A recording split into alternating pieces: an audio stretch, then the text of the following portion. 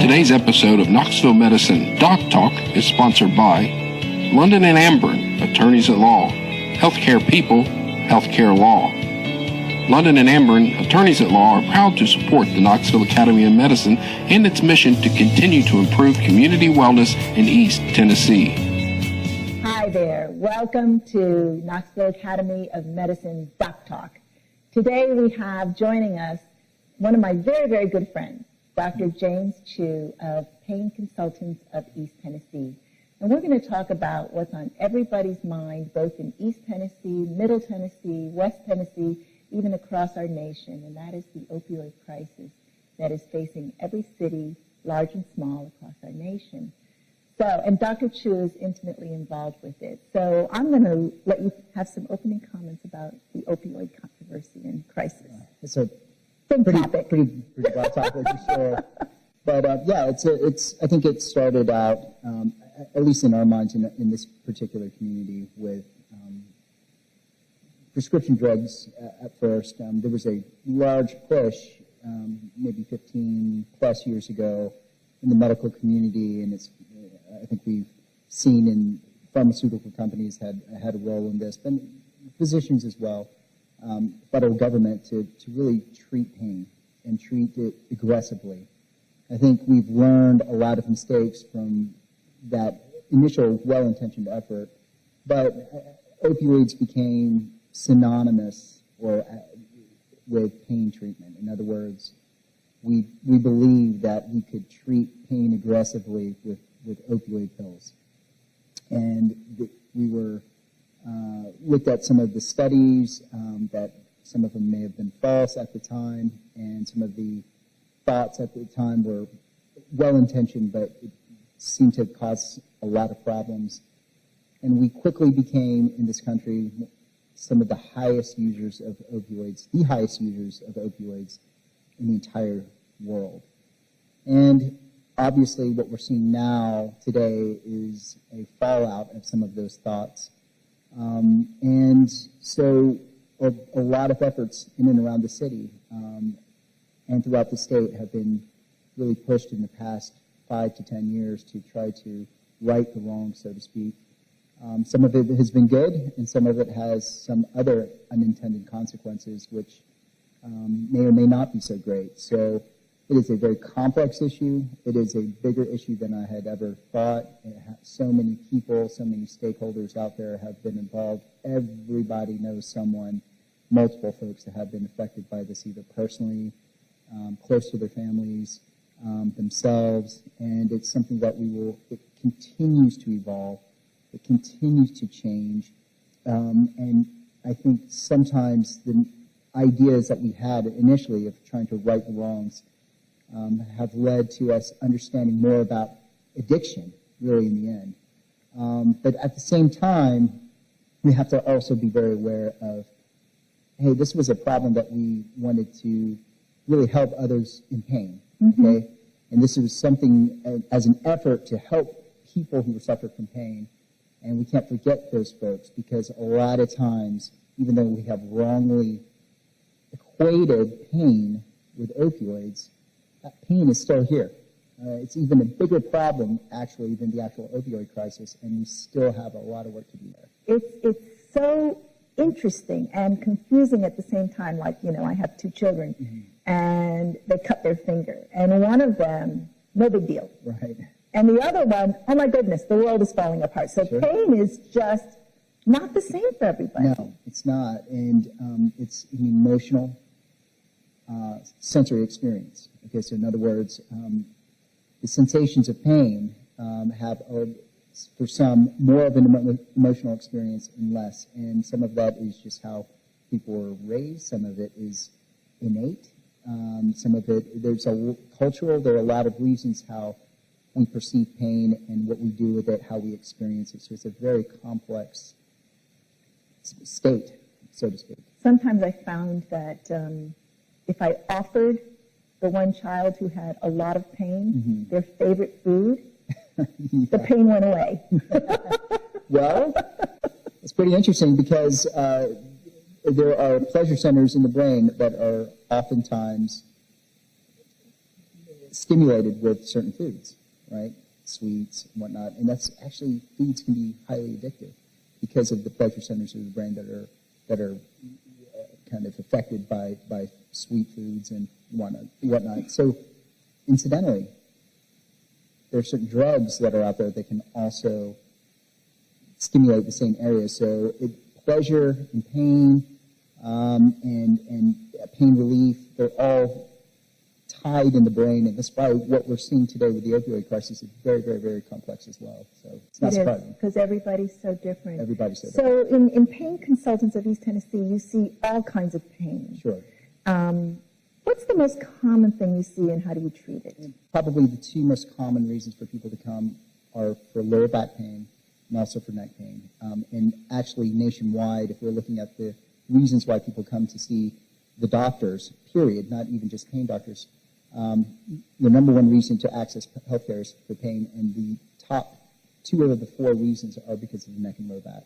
And so it's very common. It's just the way that we're built that a lot of our pain can be set up in the lower back because we're creatures that stand on 2 feet, and a lot of the axial pain or the pain that sets into our lower back is experienced over time, many years, and certain injuries can be predisposed into those areas and also the neck. So long story short, neck and lower back are very, very common reasons to see the pain doctor.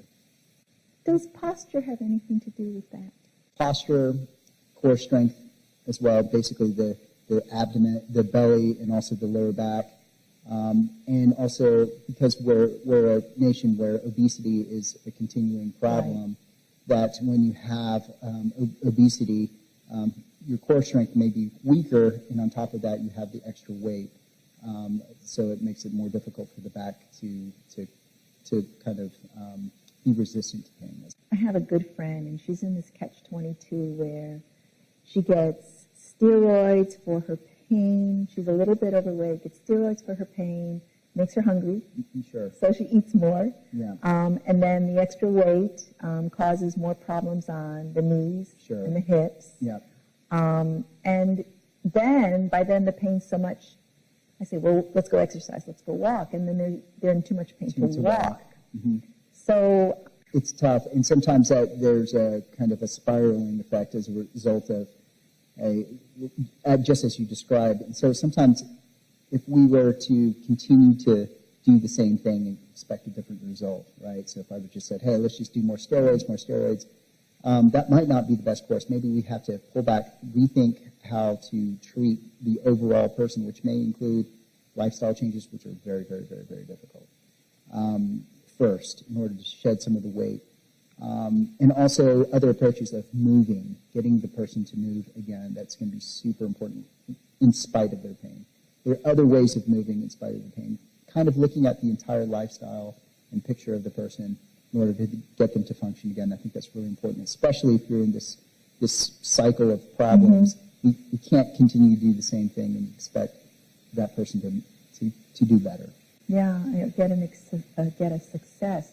So doesn't want to take pain medication because she just doesn't want to even start down that road of possible either psychological or physical dependency. Mm-hmm. And so how else can she take care of her pain if she comes to see us? Well, it's really important to think about pain in what we call a multidisciplinary approach. Okay. So really we understand that it's a person's psychological take on their pain. It's super important to have a great mindset. Some people have it, some people don't. Some people need to be shown the way on how to approach their pain in a more functional way, in other words, a way that will promote health in spite of their pain.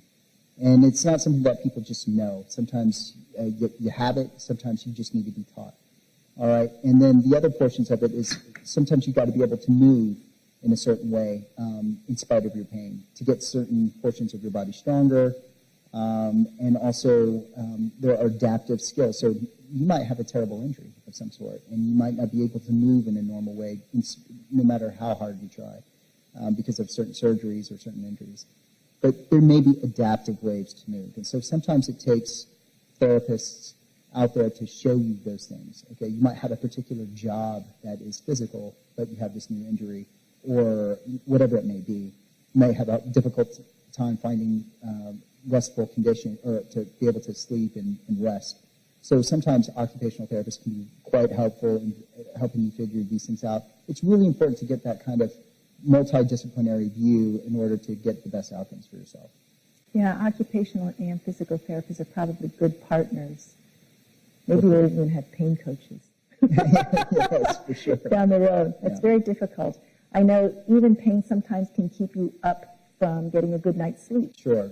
And we know how important sleep is in order to recover. If you're in chronic pain, it can be one of the most frustrating, difficult portions of dealing with pain. And so, and even we know that some of these medicines that we use can sometimes worsen your sleep, even though you feel like you're sedated and that you might be drifting off to sleep, but the quality of your sleep might not be so great.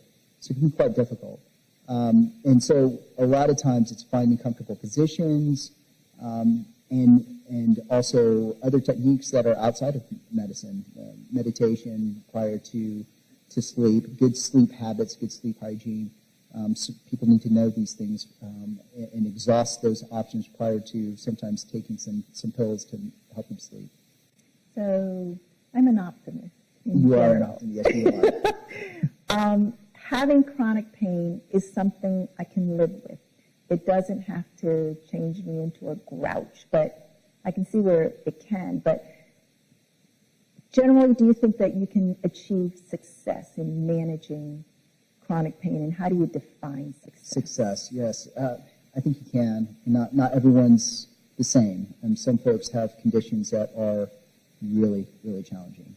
But I think the majority, I'm trying to be an optimist just like you, I think the majority, if the attitudes and the therapeutic relationship is there, and you have the right experts to help you out. Absolutely. But as a patient, you have to come in there with the mindset as well as, hey, I'll give it a go. I'll work through this. I'll do the steps I need to. It'll take some commitment and dedication on behalf of the patients. And it's hard because time, money, family responsibilities, all of those things sometimes get in the way of trying to get to that care because it's not cheap, it's not easy, and it takes a lot of time sometimes. So, but we have seen it. We have seen those patients that make the commitment, and if you tell them to run through a wall, they'll do it. Don't ask me to, obviously, but absolutely. And success in pain, they're doing more. They're engaged more. They're less depressed. They may still hurt, and we may be able to do some procedures or medications that might help them. And we know that we're not going to be able to get rid of all of their pain, but they're engaged in their life again. Maybe it was church. They can't sit in church for more than 5 minutes and they got to get up and leave, and that's a big part of their lives. Maybe we can get people to engage in some of those activities again that are important to them. Play with their grandkids when they couldn't before. And do the simple things that we all take for granted. We can get folks who have those goals set in mind that these are the things that they want to do, and we can get them to do them in spite of their pain. I think it's a success, and I think most patients think it's a success too. So I have a little bit of an interesting question. The other day, one of my friends said, I can't get pain medication from my doctor anymore, and it's because the governor passed this bill. Well, I know that recently there was some legislation that was passed to address overprescription of opioid medication. What's going on with that? Well, I think that these are efforts by the state to look at all of the opioid medicines that were being written in the state. And Tennessee was one of the highest writers of opioids in the entire country. I think at one point we ranked 2, we still maybe in the top 5 right now. And so these efforts are to curb the use of what we call acute pain medicine. So if you break an arm or if you have surgery, you need pain medications for a short amount of time. What I think folks have seen is that instead of getting scripts for many pills and having all of this extra pills that might be in cabinets and for a long time and they're at risk for being misused and or stolen, and the more meds that you have on the street, the more opportunity for bad things to happen with them.